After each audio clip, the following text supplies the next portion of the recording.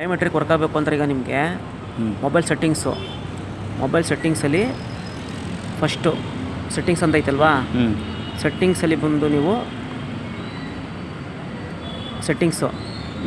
ಸೆಟ್ಟಿಂಗ್ಸಲ್ಲಿ ನೋಡಿ, ಇಲ್ಲಿ ಸರ್ಚ್ ಅಂತ ಇದೆ. ಸರ್ಚಲ್ಲಿ ಬಂದು ನೀವು OTG ಅಂತ ಆನ್ ಮಾಡಬೇಕು.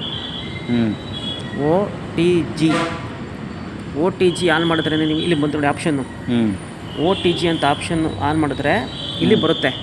ಇದು ಬಯೋಮೆಟ್ರಿಕ್ ಡಿಸ್ಕನೆಕ್ಟ್ ಆದಮೇಲೆ ನೋಡಿ, ಇದರಲ್ಲಿ OTG ಆನಲ್ಲಿರಬೇಕು.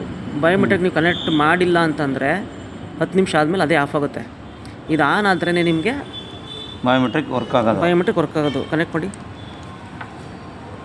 ಅದು ಆಫಲ್ಲಿ ಇತ್ತು ಅಂದರೆ ನಿಮಗೆ ಬಯೋಮೆಟ್ರಿಕ್ ವರ್ಕ್ ಆಗಲ್ಲ.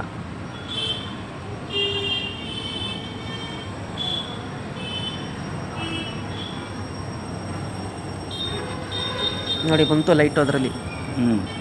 ಓಕೆನಾ? ಈಗ ನೀವು ಓಪನ್ ಮಾಡ್ತೀರಾ, ಮಂತ್ರ ಅಪ್ಲಿಕೇಶನ್ನು ಓಪನ್ ಮಾಡ್ತೀರಾ. ನೋಡಿ, ಈ 3 ಗ್ರೀನ್ ಇರಬೇಕು. ಹೌದೌದು, ಈ 3 ಗ್ರೀನ್ ಇದ್ರೇ ನಿಮಗೆ ಬಯೋಮೆಟ್ರಿಕ್ ವರ್ಕ್ ಆಗೋದು.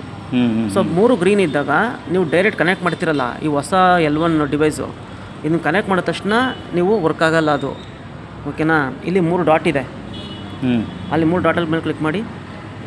ಎರಡನೇದು ರಿಫ್ರೆಶ್ RD ಸರ್ವಿಸ್ ಅಂತ ಇದೆ, ಕ್ಲಿಕ್ ಮಾಡಿ.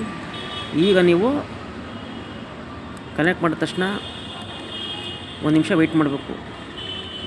ಇವಾಗ ಏನು ಬಂತು, ಸಕ್ಸಸ್ ಅಂತ ಬಂತು. ಈಗ 3 ಗ್ರೀನ್ ಬಂತು. ಈಗ ಕ್ಯಾಪ್ಚರ್ ಕೊಟ್ಟರೆ ನೋಡಿ ಬಂತು ಲೈಟು, ಮಡಗಿಬಿಟ್ಟು